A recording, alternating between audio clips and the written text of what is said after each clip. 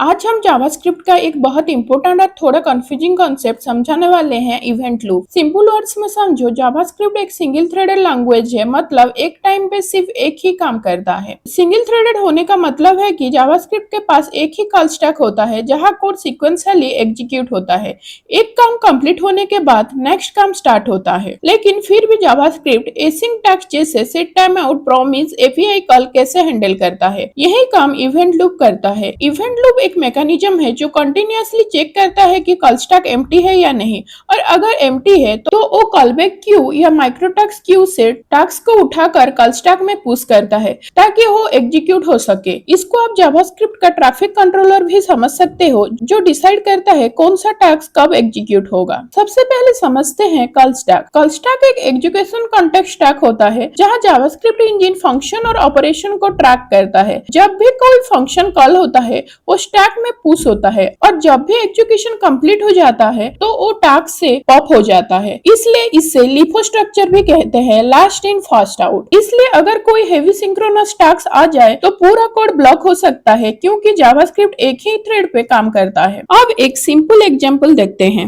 अब मैं 3 console log use करती हूँ। फर्स्ट लाइन में मैं स्टार्ट प्रिंट करती हूँ, नेक्स्ट लाइन में मैं मिडिल प्रिंट करती हूँ, उसके बाद एंड प्रिंट करती हूँ। Now let's run the code and see the output. यहाँ देखो सब सीक्वेंशियली रन हुआ है, बिकॉज़ ये सिंक्रोनस कोड है। कॉल स्टैक ने एक एक लाइन को ऑर्डर में एग्जीक्यूट किया, हर स्टेटमेंट के बाद एक स्टैक में आया और एग्जीक्यूट होकर निकल गया, इसलिए आउटपुट सेम ऑर्डर में आया। अब देखते हैं एसिंक्रोनस बिहेवियर। एसिंक का मतलब होता है एसिंक्रोनस। यह ऐसे टास्क जो मेन एग्जीक्यूशन को ब्लॉक नहीं करते बल्कि बैकग्राउंड में एग्जीक्यूट होते हैं। अब मैं फर्स्ट लाइन में स्टार्ट प्रिंट करती हूँ, नेक्स्ट लाइन में मैं सेट टाइम आउट यूज कर रही हूँ।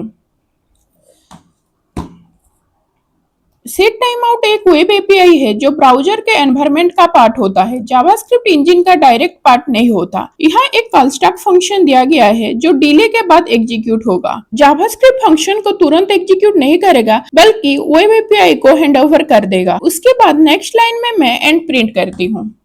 Now let's run the code and see the output. यहाँ देखो पहले स्टार्ट प्रिंट हुआ, उसके बाद एंड प्रिंट हुआ और सबसे लास्ट में इनसाइड टाइम आउट प्रिंट हुआ। बिकॉज सेट टाइम आउट का कॉलबैक डायरेक्टली कॉल स्टैक में नहीं आता, पहले वो वेब एपीआई में जाता है, फिर डिले कंप्लीट होने के बाद कॉलबैक क्यू में पुश होता है। इवेंट लूप कंटिन्यूअसली चेक करता है कि कॉल स्टैक एम्प्टी है या नहीं। जैसे ही स्टैक एम्प्टी होता है इवेंट लूप कॉलबैक को स्टैक में भेज देता है, तब जाके वो एग्जीक्यूट होता है, इसलिए आउटपुट का ऑर्डर चेंज हो गया। यहाँ एक इम्पोर्टेंट बात समझानी है, सेट टाइम आउट 0 मिलीसेकंड होने का मतलब ये नहीं है कि वो इंस्टेंटली एग्जीक्यूट होगा। वो सिर्फ इतना गारंटी करता है कि कॉलबैक मिनिमम डिले के बाद क्यू में जाएगा। एग्जीक्यूशन तभी होगा जब कॉल स्टैक एम्प्टी होगा। अब प्रॉमिस का बिहेवियर देखते हैं। प्रॉमिस एक ऑब्जेक्ट होता है जो फ्यूचर में कंप्लीट होने वाले ऑपरेशन का रिजल्ट रिप्रेजेंट करता है, या तो रिजल्ट होगा सक्सेस या रिजेक्ट होगा फेलियर। अब मैं फर्स्ट लाइन में स्टार्ट प्रिंट करती हूँ, नेक्स्ट लाइन में मैं promise dot result dot then use करती हूँ।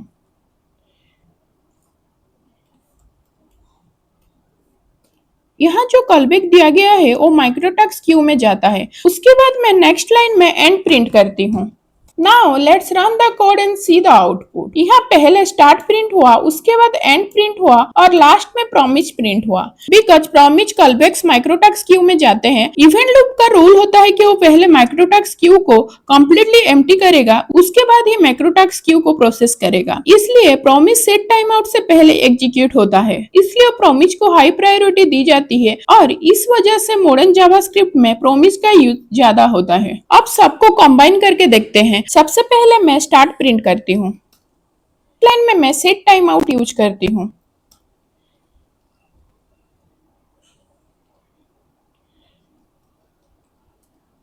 उसके बाद प्रॉमिस यूज करती हूँ,